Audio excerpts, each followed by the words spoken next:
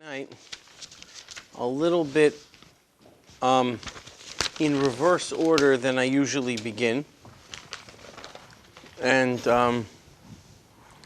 analyze the mefarshim before the peshat. And there's a reason for that. We're going to deal, of course, with the very sensitive topic of David and Batsheva tonight. Now, before I begin, and of course, we will spend time analyzing the peshat unapologetically, but before I begin, I'd like to just address a few words of what it means to address a sensitive chapter like this. And we really do it with a lot of yirah. And we have to approach a chapter like this with a lot of yirah. Because when we look into the peshat of these things, and we have to analyze them honestly, we have to avoid certain pitfalls. And the pitfalls are what I'll call the over-criticism. And what I mean, Professor David Berger once gave a lecture on the nature of the sins, so to speak, of the biblical heroes. His haluk was that even hazzal and the accept certain sin on the part of the biblical heroes, but he said, but not egregious sin. In other words, at the end of the day, they could be sinning and they could make mistakes, but he said he wanted to make a distinction between actual sin and egregious sin. I'd like to make maybe a little different distinction, but on the same lines. I think we have to make a distinction between sin and error and being a sinful person. And what I mean is, yes, the Tanakh is very clear and very open about situations in which the biblical personalities, the biblical heroes, may have made errors or mistakes, but it's important that doesn't become their defining personality. That doesn't define who they are. And that's very important to understand that it doesn't define the nature of the person, because they are still the biblical heroes, so to speak. Right? Yaakov is still, we can't lose that. Yaakov is the good guy. Esav is the bad guy, right? In other words, and that's very important to understand, and therefore we really must, when we approach these parshiyot, we have to approach it with a lot of yirah, and here more than ever, give understand and give way to the words of hazzal and the words of our mefarshim, who could set us in mind. So I've chosen to do it that way this time, to first seek out, before we look at the peshat, and we will, to first review some of the sources that are in hazzal and in our rishonim and the mefarshim on how they deal with David and Batsheva, and then go back into the text. So it might be a little different order than we're used to. Usually first we read a text and analyze it, and then after we've analyzed the peshat of the text, then have developed some of the mefarshim here. But I think I'd like to set that point and also dispel many misunderstandings that Hazzal had this monolithic approach to the David and Batsheva story. Okay, so I think the first Gemara I'll quote, only because it's the most often quoted, and it's usually the one everybody knows, so I'll start there, is the Gemara on Shabbat Nun Vav Amud Bet, I think. Amud Aleph, I'm sorry. And here we have a whole list of what we call Kol HaOmers, right? And Amar Rabbi Shmuel bar Nachmani Amar Rabbi Yonatan. Kol HaOmer David Hata Eno Ela To'eh. Right now, this is not in the text, the context here. This is many personalities that seem to have sinned, and Rabbi Shmuel, Bar Nachmani, in the name of Rabbi Yonatan, says, Kol HaOmer blank, blank, blank, Eno Ela To'eh. Kol HaOmer Reuven Hata Eno Ela To'eh. Kol HaOmer Bnei Eli Hata Eno Ela To'eh. Right? Bnei Shmuel, David, Shlomo. Right? So one of them is Kol HaOmer David Hata Eno Ela To'eh. Anyone who says that David sinned is only an error. Shneimar Vahi David lechol derachav maskil v'Adonai imo. Efshar het bali yado u'shchina imo.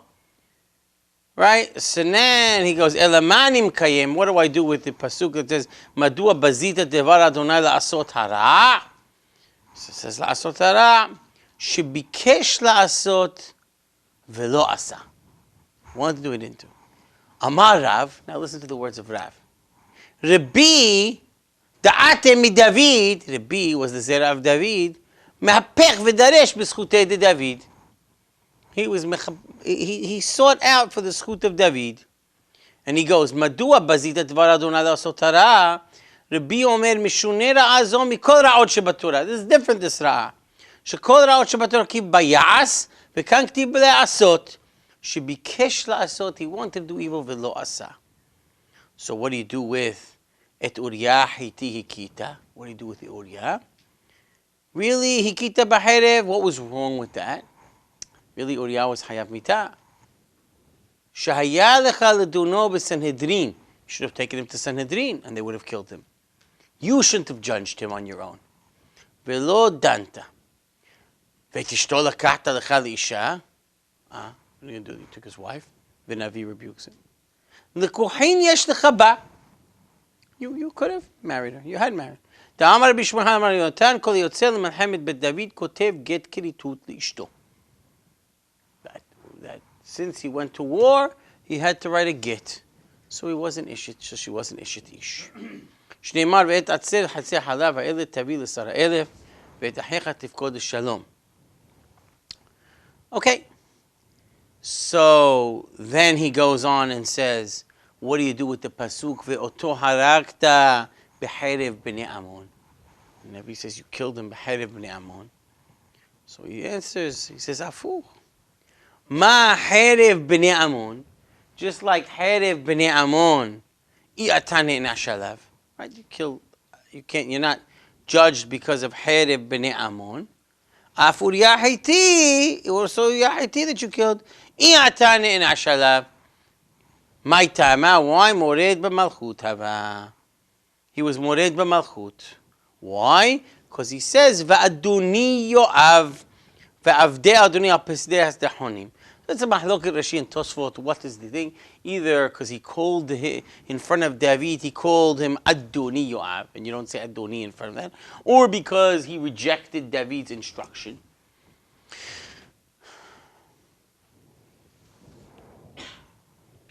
Now he says, watch. Now remember, Rav said, now it's interesting, what did Rav say? Rav said, Rabbi, he came from David, so he now cleans up David. But what does Rav mean by saying that? Does Rav say that he's just saying that Rabbi, does Rav disagrees with Rabbi? And Rav himself says, man, it's not, it's only because Kilu Rabbi was Nogea B'Davar? Or is he being Mishabeh Rabbi? Wow, Rabbi, look, his own son was able to find the answers. So now we have a continuing statement of Rav himself. Amar Rav, Ki me'ayant be David, this is an important line, Lo mishkahat be bar mid Uriah. Right? You don't find, when you look into David, you don't find anything, right? Except the situation of Uriah, meaning to exclude the story of Batsheva, but Uriah himself, that seems to be wrong. דכתיב רק בדבר אוריה החיתי. So he says, right? So, and then Abaye brings us in that he had something else and talked about Kibel David Lashon Hara, that with this, which we spoke about last week, that he did another Avera, and what was that other Avera? Says Abaye, or he brings that he was accepted Lashon Hara against Mephibosheth. That's when Siva spoke against Mephibosheth, he accepted that Lashon Hara. Okay. So anyway, here you have a Gemara, and what I want to show you here, and this is the number one Gemara which is often quoted to excuse David. But here you have a Gemara, and even within that Gemara, yes, you have Rabbi and Rabbi Shmuel in the name of Rabbi Yonatan that clearly excuse him. But on the other hand, you have Rav, who seems to be questioning or putting Rabbi in a certain context. Rav himself may excuse him for Batsheva, but certainly not for Uriah. And then Rav points out a total other thing that he holds was wrong, which was what? Which is what we discussed last week, which is the Siva and Mephibosheth story. Okay? So, that's one Gemara. There's another Gemara, which I want to discuss, which is in Kiddushin Mem Gimal Amud Aleph. In Kiddushin Mem Gimal Amud Aleph, also the David and Batsheva story is brought up, but over here it's brought up on a very different context. Here it's brought up more of a context of halakha. That was a very, I said, the context over there was literally going through all of the biblical personalities that sin and trying to analyze it differently. And I'll get back to when I think what that Gemara was trying to do. I don't believe they're trying to whitewash it, but I'll get back to what I think that Gemara was trying to do. Certainly, maybe, which I'll say now, is certainly put these people in a certain context of who they were, that we shouldn't just rush to judge and assume that we can simply talk about their averot on any level. Here, the Gemara, like I said, is dealing with a point of halakha. Gemara says, "Ha'omer l'shluchoseh harog et hanefesh." Person kills somebody al yedei shaliach. Who is hayav? The shaliach or the mishaleach? So, good, but we have the rule that the Gemara just knocked that out and says, "En shaliach l'dvar avera." So even though we have shluchah shel adam kemoto, which would be mehayev the mishaleach and exempt the shaliach, but here we have en shaliach l'dvar avera. Why? What's the logic for en shaliach l'dvar avera? Right? Divrei harav, v'divrei talmid, divrei mishom'im. You have Hashkadosh Baruch Hu told you one thing, and someone else told you. So we have this rule of ein shaliach l'dvar avera, and this is a debate and a discussion. This is the mishaleh hayav. So now we have this thing, and there's this beraita seems not to follow the rule of ein shaliach l'dvar avera. The Tani ha'omer l'shluchos se harog et hanefesh hu hayav. He's hayav, right? The shaliach v'sholhav patur. The sender is patur. Shammai hazaken omer mishum Hagai hanavi sholhav hayav. No, the mishaleh is hayav. And where does he learn that mishaleh is hayav? Shene'emar oto harakta be'cherev b'nei Amon. Who is accused of being the murderer here? David, from the very same pasuk that Rabbi exempted him from. Okay, so now the Gemara comes and analyzes this opinion that the Mishaleh is Hayab. And then the Gemara says, what about the people who disagree? What do they do with this pasuk of Oto Harakta B'Cherev B'nei Amon? So there's a few things. Some hold Dina Rabbah, Dina Zuta. The Mishaleh is not, it might be Hayab, but a small din. Then it says, V'ibait Ema, Shani Hatam. That pasuk is not a raya. Why? Digale Rahmana Oto Harakta B'Cherev B'nei Amon. Normally, the Mishaleh is not Hayab. But in David's case, he is Hayab. Why? Because the Torah specifically accused him. or the Navi, specifically accused him.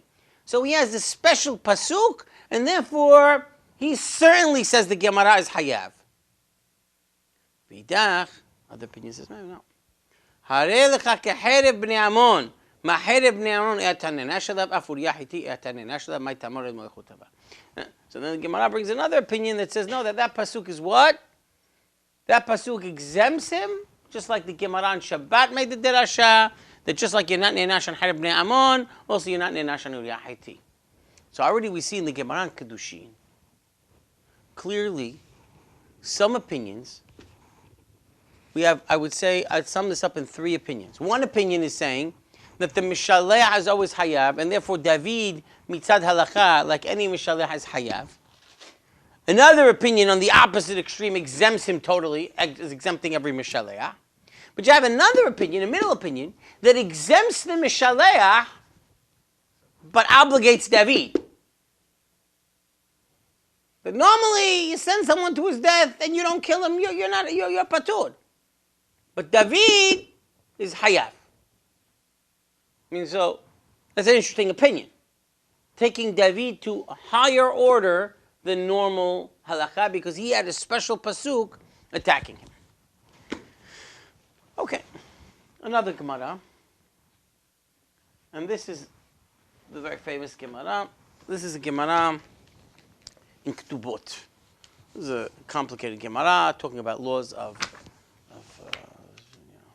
matrimonial laws and things like that. And the Gemara in Ketubot says,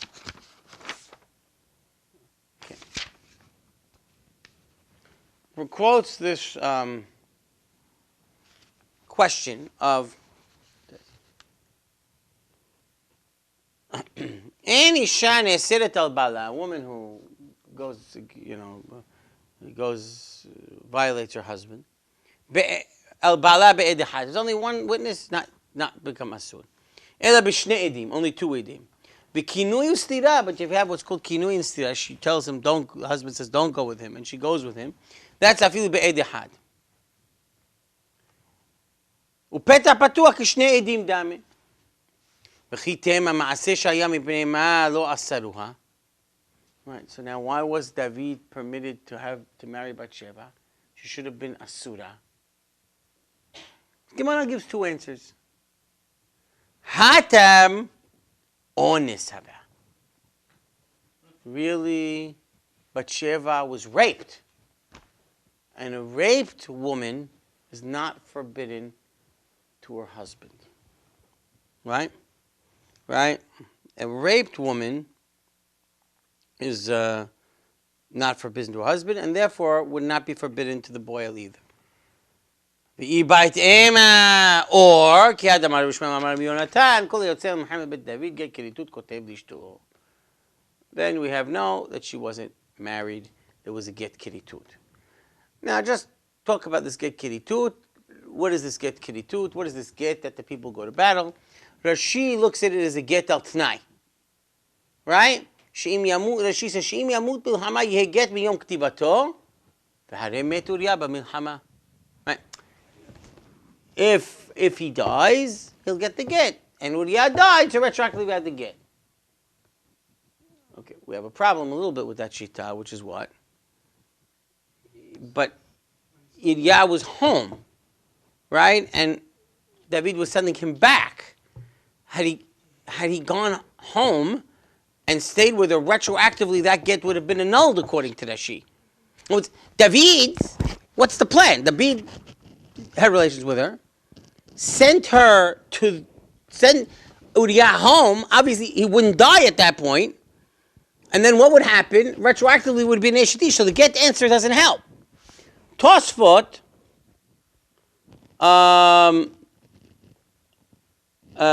looks at this, has many problems with this. Says, no, it was a total get.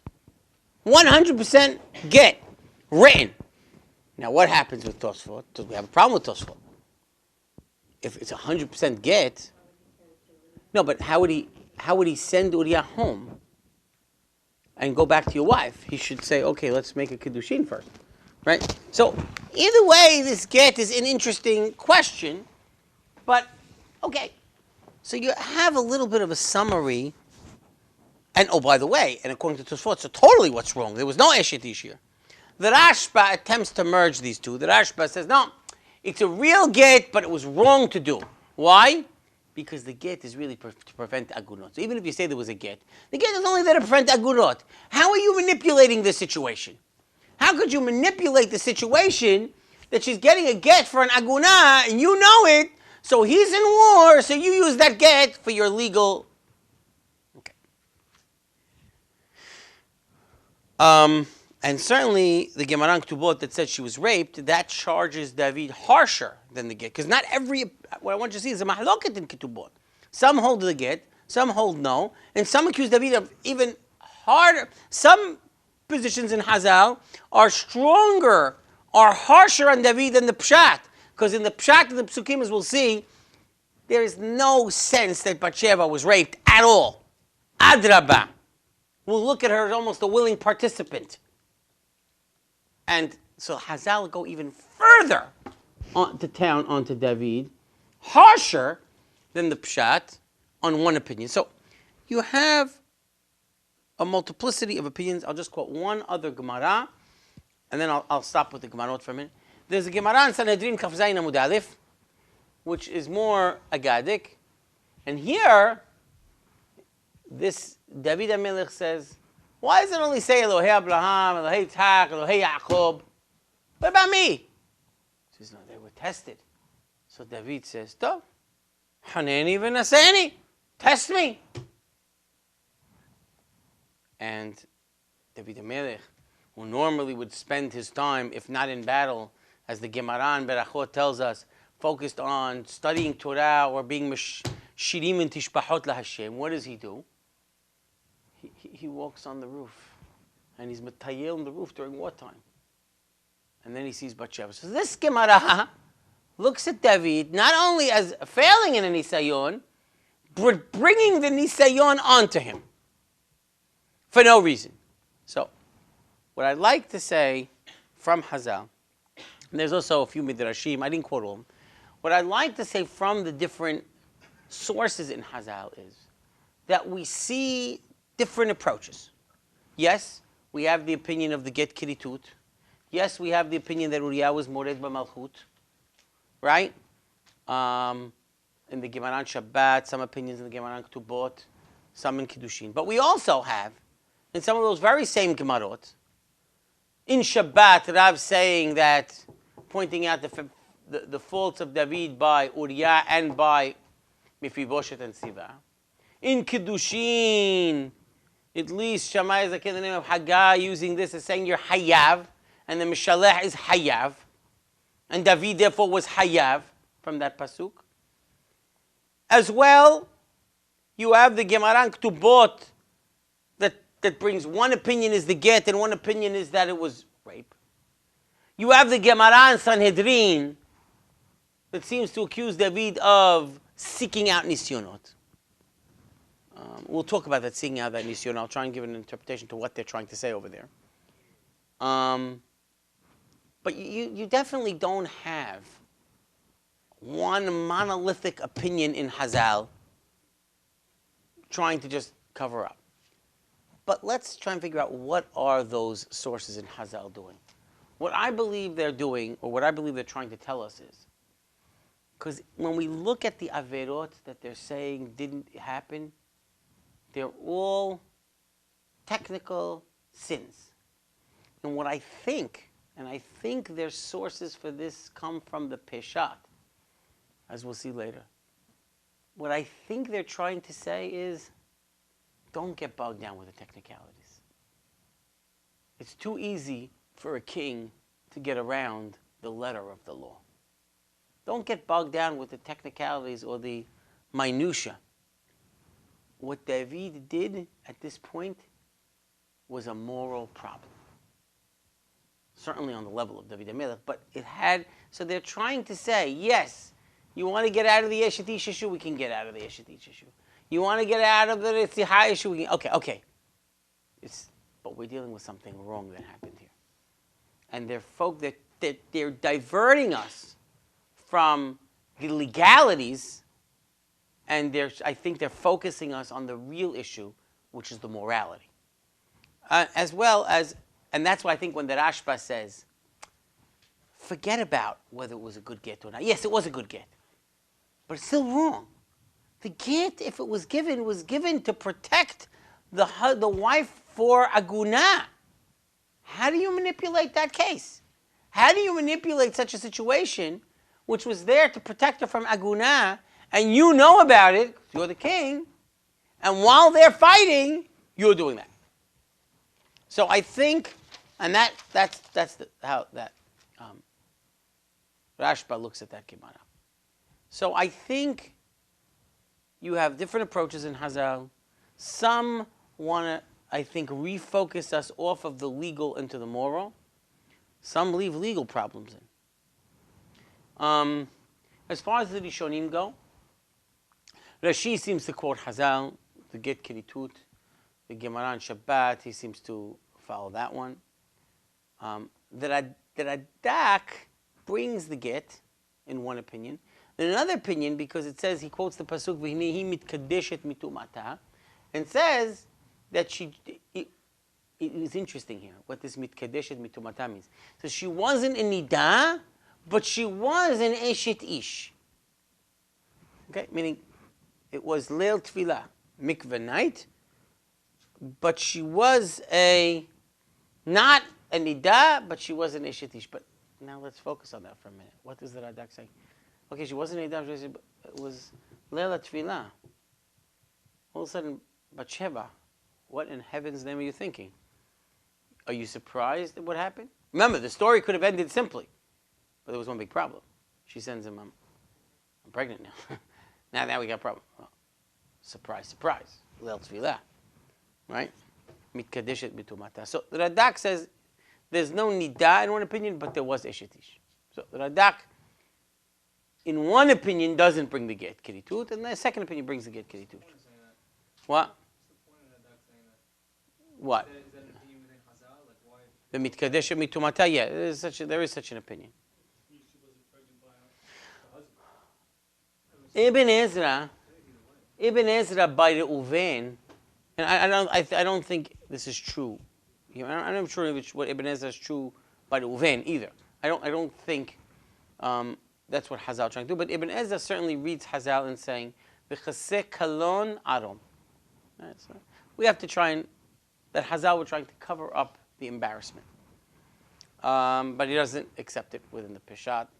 Abarbanel is one of the most famous, who seem to say al pi Hazzal, harshly dismissing al pi the peshat, harshly dismissing the words of Hazzal, and he says udvarim elu lahachamenu hem darchei hadirash ve'en li להשיב עליהם ואיך נאמר שביקש לעשות ולא עשה. I don't get that. He's supposed to do, he wanted to. והכתוב מעיד על המעשה הרע כולו בפירוש. It's clear. ואם דוד הורתה, איך אמר חטאתי להשם? How do you say חטאתי להשם? ולמה עשה תשובה מעולה? Why did he do such great תשובה? חטאתי נגדי תמיד. And by the way, he says, the pasuk of Vahi David Echol Derechav Maskil V'Adonai Imo, that's before the Maaseh. So how do they bring it ayah from that pasuk if it's before the Maaseh? And then he says, Lo yisbol da'ati lahakel b'hatat David ve'lo akhish ha'emet ha'pashut. I can't do it. I can't make light of this sin. The simple emet pashut. I don't accept this perush of the get.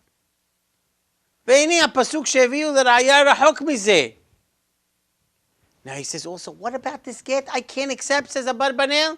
ודוד אמר לו, שילך הלילה ביתו, ושילך בבוקר. שלא היה שם גט. והיה ייחוד כשר ונאות. If there was a get, how would he send him home that night? If it was a true get, how could he send him home that night to be with his wife? That was David's intention.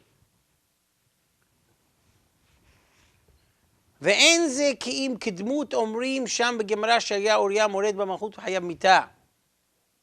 סוף דבר, he says. אם הכתוב קראו חוטא והוא הודה בחטאו, איך היה טועה אדם בהאמינו? How could we be טועה if we believe him and the פסוק? טוב לי שאומר שחטא מאוד והודה מאוד. Rather say that he sinned and ושב בתשובה גמורה וקיבל עונשו ובזה נתכפרו עוונותיו. Now, Abarbanel is one of the harshest, staunchest points that he sinned, but look at the language of Abarbanel. This is what I want to say. Even Abarbanel, as far as I know, the harshest mefarish who accuses David of sinning, and he calls it a het hata me'od. But he says, but he ends nitkapru avonotav. That wasn't what David was about. What he did, it wasn't his essence. It was an error. It was a mistake. It was a sin. It was a severe sin. But it wasn't the essence of David HaMelech, according to Abarbanel. Hata, hoda, shav b'tshuva, v'nitkapru, kibel onsho, which we'll talk about the onish, v'nitkapru avonotav. Ralbag, this will finish with the Mefarshim and we'll get back into the story itself. The Ralbag accuses David HaMelech of the fact that people were in a sa'ar and he was focused on pleasure. With this idea, I might go back into the Gemara in Sanhedrin and says, he asks for a nisayon, and the Gemara has a discussion with him asking for nisayon. We might take that statement of hazzal and infuse it in a little bit of a peshat senses. The whole nation, most of the men away, and you're strolling on the gag in a pleasure-seeking mode, that's asking for trouble. That's asking for a nisayon. So when they say ask for nisayon, it very well might be this concept what that Al-Bag is pointing out. Okay. Like I said, I wanted to introduce hazzal in the beginning to accomplish a few things. One, to show you that there is amongst hazzal, certainly amongst the rishonim, but even amongst hazzal, not one opinion. There is a whole litany of Gemarot to deal with them, and almost in every Gemara, multiple opinions and different approaches on how to look at David HaMelech's action, and certainly amongst the rishonim. Let's go now to some of the points in the peshat of the pasuk. Now, I like to remember how all this starts, and I pointed this out last week. David HaMelech's melucha is defined by two things: Hesed and Hakarat HaTov. Hesed is a very dangerous thing sometimes, right? Because Hesed is pure Hesed operates outside of parameters of Deen, right? Hesed sometimes enables us to go beyond the law. But the problem when we do that is, when we see that is, that when we're anshe Hesed, that Hesed sometimes we misappropriate boundaries. Because Hesed, by its very definition, escapes boundaries. In fact, our rabbis point out that one of the problems of Yishmael is that Yishmael is the ultimate Hesed, extreme of Hesed, and that creates problem. That Abraham is Isha Hesed, and Yishmael is an extremity of that. That's why Abraham couldn't see it.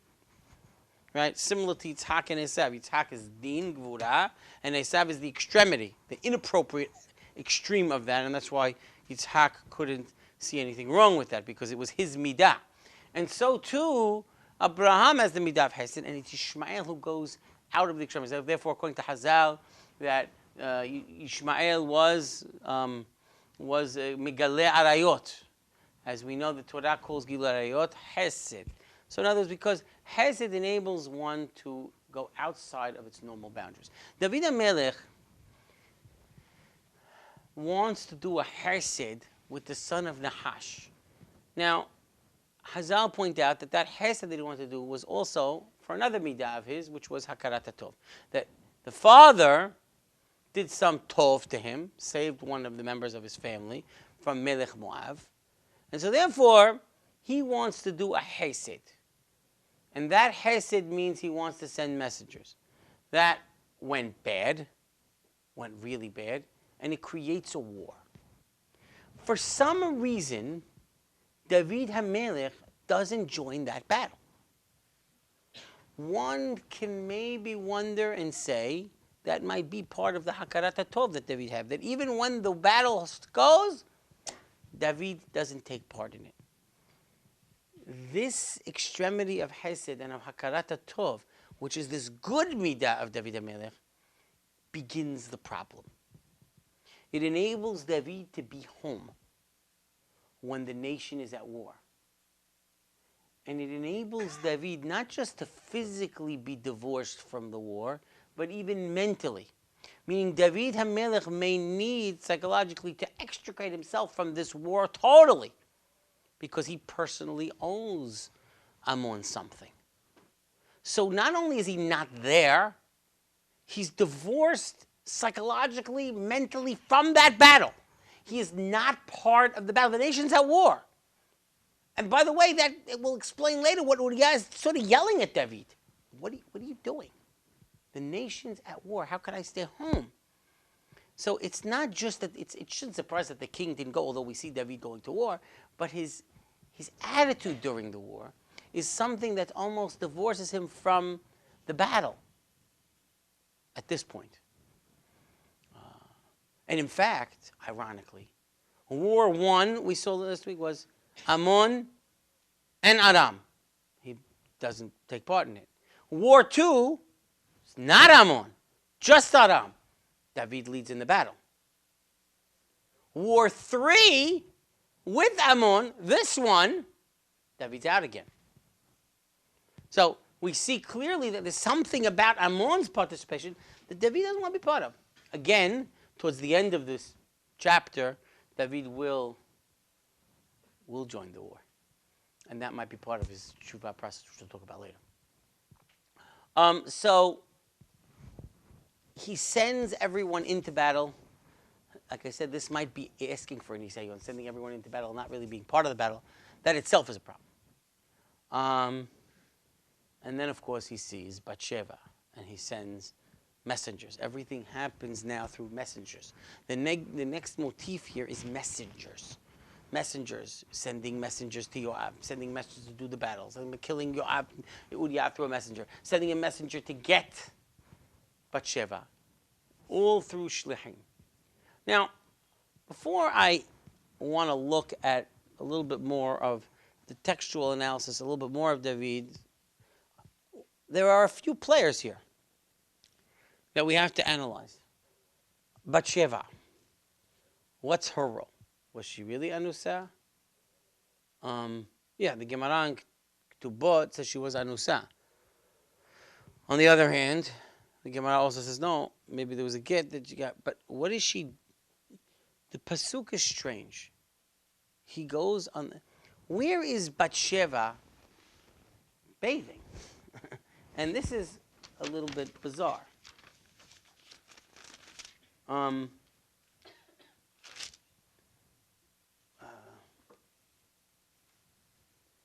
ויתהלך על הגג בית המלך, וירא אישה רוחצת מעל הגג. Obviously, she lived in somewhat proximity to the palace, and she's bathing on the gag. Some mefarshim, like Radak and others, saying, no, it's like Saresat HaMikra, ויתהלך על הגג בית המלך, וירא אישה רוחצת מעל הגג. He saw her from the gag, but she was rochetzet. Certainly, however, there's certainly a lack of caution on the part of Batsheva. She doesn't seem to be unwilling in any of this. Now, when the Gemara calls her anusa, it may not mean that she's really a rape victim, but it could mean that she's sort of stuck. The king is calling for her, right? In other words, that very might be what anusa means. In other words, not literally a rape victim, but but the king is calling her, so she's sort of. The problem with that perush is it doesn't fit within the context of the Gemara, because the Gemara wants to do it to be permit her back to her husband in the boil, and that wouldn't do it. Halachically, that wouldn't do it. But maybe we could say that in this certain context, there's certainly pressure from the king. But Batsheva's role here is, she's not going kicking and screaming. Uriah is funny, because Uriah is Vayomer, right? Uriah calls Vayirva Vayishal David l'Shlom Yoav l'Shlom Ha'am Shlom HaMilchama Vayomer David l'Uriah Red lebetcha v'hatzaglecha. Go. Now Uriah doesn't dare go and scream at the king right away. Vayetze Uriah mibet hamelech v'tetzeh harav masat hamelech. He goes Vayishkav Uriah peta bet hamelech. He doesn't go home, but he doesn't say anything to David. It kol avdei Adonai v'lo yarad et beto. Okay, he's sort of trying to get away with it, right? And he goes, and there's a group of the Masat HaMelech. So Uriah doesn't go home, but he's also not alone. He's a group with the people who are around the king. Now, those people around the king, there are people who know this story. This hasn't been, this is not discreet. David has sent with messengers to bring Batsheva. There might have been talk. ויגידו לדוד לא ירד אוריה על ביתו. ויאמר דוד אוריה, הלא מדרך אתה בא, מדוע לא ירדת על ביתך? Why don't you go home? Now, Uriah goes to town on David. What changed? Uriah may have had some rumors, right? ויאמר אוריה על דוד, אהרון וישראל ויהודה יושבים בסוכות, ואדוני יואב. Now, what hazzal say is a מרידה במלכות. That's not off the mark here. Because look at the context of how he's saying it. He's upset. Ha'aron v'Yisrael v'Yehuda v'yoshvim b'Sukkot. They're sitting in things. V'Adoni Yoav. V'avdei Adoni al penei asodeh hanim. V'ani avo el beiti le'echol v'lishtot v'lishkav im ishti. Sounds like a little bit. You think I'm going to go eat and drink and sleep with Batsheva? Think I'm going to do that? Hayecha v'haye nafshecha. Harsh way to talk to the king. Hayecha. You just said Adoni Yoav, and you're talking to the king in second person. Hayech v'haye roshecha. I'm sorry. Hayech v'haye nafshecha. Im esed davar hazeh. I don't think that the Merida b'malchut is so often the peshat. I mean, it may not be. It may not be mandating killing Uriah at this point. But I think Uriah, and maybe for good reason, at this second point, he really might have heard something that annoyed him. He didn't go home. He's with the Masat Bet HaMelech. David HaMelech sent people, and now all of a sudden he goes back in this staunch rebuke of the king. Right? My master Yoav, he's in the war. I'm going to go eat and drink and sleep with my wife? Like you did? Sleep with my wife? Right? I'm not doing that. So Uriah, right, and that's why at this point David will say, oh my gosh, Achin noda davar, right? Gotta get rid of Uriah. Yoav's role here is very interesting, as we pointed out last week. Yoav, every time David is right, Yoav is wrong. Every time David is wrong, Yoav is right. Avshalom, we saw Yoav's right, David's wrong. Avner, we did this last week. David's right, Yoav's wrong. Right? We have this funny relationship. What about here? Well, we know David's not right. So what's Yoav's position? First of all, 2 points. Yoav doesn't listen to the plan. He doesn't listen. He doesn't sacrifice Uriah alone. He sends him on a dangerous mission with other soldiers. He dares not send him on a suicide mission. He dares not, what David asked for, go to battle, everyone retreat, leave Uriah alone and get killed. No general can do that. That will destroy morale. What he does is, he sends them on a very difficult mission, and Uriah and the other people on the mission get killed. So what Yoav does is something unbelievable. In order not to have a demoralized army, he sacrifices other people along with Uriah. But he doesn't listen. The Midrash points out something very interesting. You know what happened? Because later, David HaMelech is going to say to Shlomo, you got to take care of Yoav. I mean, get rid of him. Why? Because he did a few things wrong. You know what he did? You know what he did to me and to Avner and to Amasa. What did he do to you, David? Midrash says, oh, you know what he did? After this act of Yoav, according to the Midrash, the generals and the army people were saying, Yoav, are you crazy? What'd you just do? And they were ready to either throw him out or actually kill him. So Yoav, rather than go down, shows them the written order from David HaMelech. My first says, David must have told me to do this. They didn't, what, are you crazy? He says, yeah, look. And he exposed David. So Yoav seems to be, at least on some subtle level, some form of compass here, moral compass to the act of David. So we have different players here. So we go back and we see David HaMelech doesn't join the war, divorces himself from the war. Probably the source is this misplaced, hesed, this misplaced hakarat hatov, and that starts to delineate and ruin the barriers of everything. And the king can sort of clean it up, right? Not in Judaism, right? HaKadosh Baruch Hu has an interesting way of developing things. At any moment, a king in any society, in any country, could handle the situation and clean it up. But that doesn't happen. Problem one. I'm pregnant. Oh my gosh. That's a problem. Kadosh Baruch Hu has an interesting way of developing things. Okay. David has to think fast. Send Uriah home. If Uriah goes home that night, it's all over. No problem. Doesn't happen.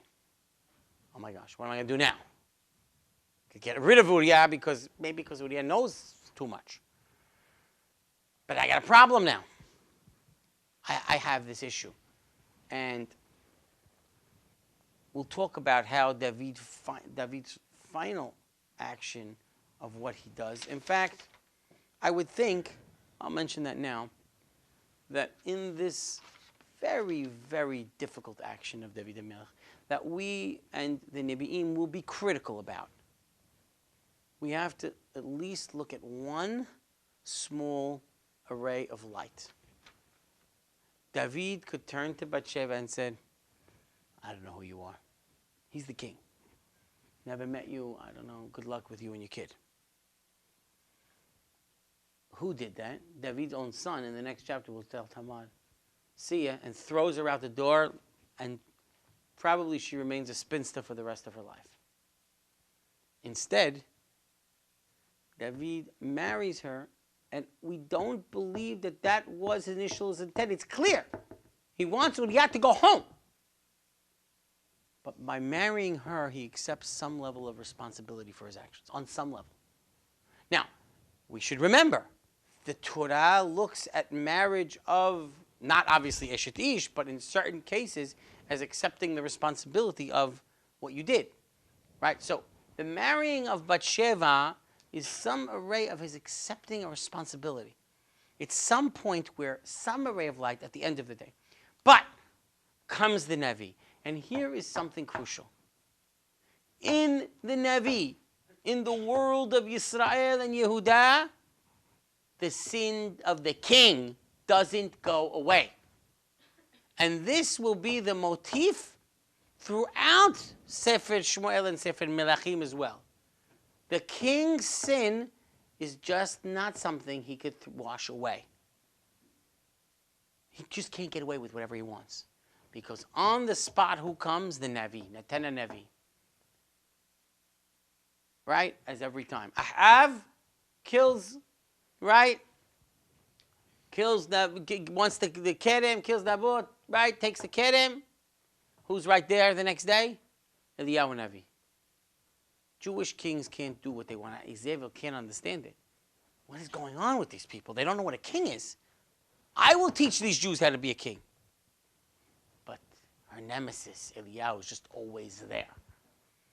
And the Navi always is there for that moral check on the power of the king. This is unique in Israel. It doesn't exist anywhere else. And David HaMelech comes, and of course, Natan presents this mashal hakifsa, right? The mashal of the. I'll talk about that for a minute. What is this mashal? Why not just say you did this sin, you did ishetish, you killed the guy? Why the mashal? The mashal, and there are a few other in the Nebi'im. I'll mention one other. What a mashal does, this mashal mishpati, is trying to tell the perpetrator. A, it gets the perpetrator to pronounce his own sentence, but not only that, it gets him to pronounce his own sentence outside the letter of the law. That's always how it's used. Here, within the mashal, forget the action, you stole a keves and you slaughtered it. What's the Torah law? You came back 4. David very well understands that and says you have to pay back 4, but the guy's going to die too. So within the mashal, the letter of the law is not fulfilled exactly. The punishment here is more severe. Why? Because what the mashal mishpati here is doing is telling the person it's not just the legal sin that you did. We have a much more severe problem, a moral problem. And therefore, this mashal is there to accentuate that point. David gets it. He just doesn't know he's talking about himself. But he gets the concept that there are times where something is more severe than just deen. The other mashal that we saw a week back, is of course uses the opposite, goes in the opposite direction, which is the ishat ko'it, right? Ishat ko'it fa'avshalom. There we also go outside of deen, but what happens in that mashal? We're more mekel, right? Instead of one child supposed to die, David says, no, he won't die. I'll save him. And of course, then the nimshal is Abshalom. And, but again, outside the realm of the law. And I think that's really where hazzal are also leading us. That don't focus on whether this sin or this legal sin was done. Right? And that's what the mashal is here to do. David HaMelech is given a whole litany of punishments in this mashal, right? As we said, he has 4, and of course, death. David pronounces his own death sentence. And, right, okay, the 10 goes, that's you. And then David HaMelech, of course, immediately admits his sin. And this, if I mentioned Hakarat HaTov, and I mention Hesed, this is another motif of David HaMelech, tshuva. I'll mention that in a few minutes, about David and Teshuvah. So he's given punishments. 1, the punishment of herif. Yeah, he has this punishment that he's going to be a victim of the sword, and that's going to, and we see that happening, obviously. Remember, until this incident, David's first 10 prakim is a picture-perfect life. Picture-perfect melucha. Nothing goes wrong. He doesn't lose a battle. Everything goes right. He's always victorious, and everything seems to work out well.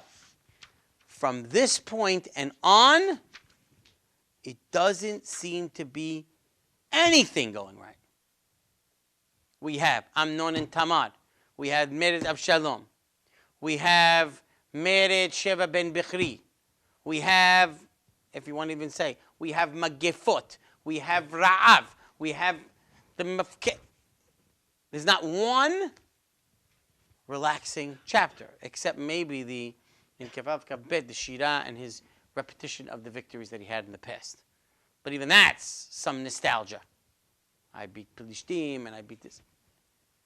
So, Lo tasur herib mi beitecha ad olam. And we see that works, right? The Amnon dies, Avshalom dies. By the end of his life, Adoniah is dying, and there's Mered. הנני מקים עליך רעה מביתך ולקחתי את נשיך לעיניך ונתתי לרעך ושכב עם נשיך לעיני השמש הזאת. Right? We know that. That punishment comes out. Literal. Very quickly. Avshalom will sleep with his Pilagshim. Publicly. Audacious move. The son, of course, will die. גם הבן הילוד לך מות ימות בת, ויאמר דוד נתן חטאתי, ויאמר נתן אל דוד, גם השם חביר חטאתך לא תמות. You escape with your life. Meaning it was worth that had you not done teshuvah, you would die. So we have a lot of these punishments. It is the teshuvah that seems to save David HaMelech's life. But that's it. In other words, his melucha is never the same. His family life is never the same. Everything happens. Now, it ends, and we end this with teshuvah. David, of course, we've seen him as a person consistently doing teshuvah. And he probably more than any other. He does teshuvah and he accepts responsibility for his actions. He never once tries to abrogate that responsibility. Even when it's not directly him. No v'ira kohanim. He tells Aviatar, I should have known. I saw Doeg there. It's my fault. Does he do teshuvah? In Mered Avshalom, he certainly does teshuvah. He knows he can't defend the city at that moment. What does he do? Abandon the city to avoid collective damage. That's an act of teshuvah for no v'ira kohanim. Right? And of course, taking care of Aviatar. Tries to make it up. Right? By the story of Naval, he launched an attack. Naval's wife teaches him, and he realizes, thank you, God, for saving me from sin. By Batsheva, Hatatis all over the place. When he sins, at the end, the last chapter, when he sins by counting the people, what does he say? I sinned. Right away he says that. And over there it's very interesting because over there,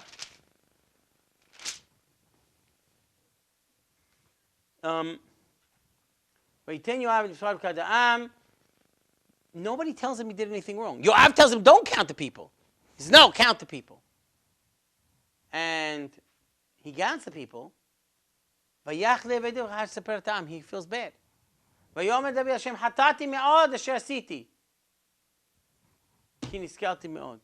Nobody told him anything wrong. There, the teshuvah is on his own.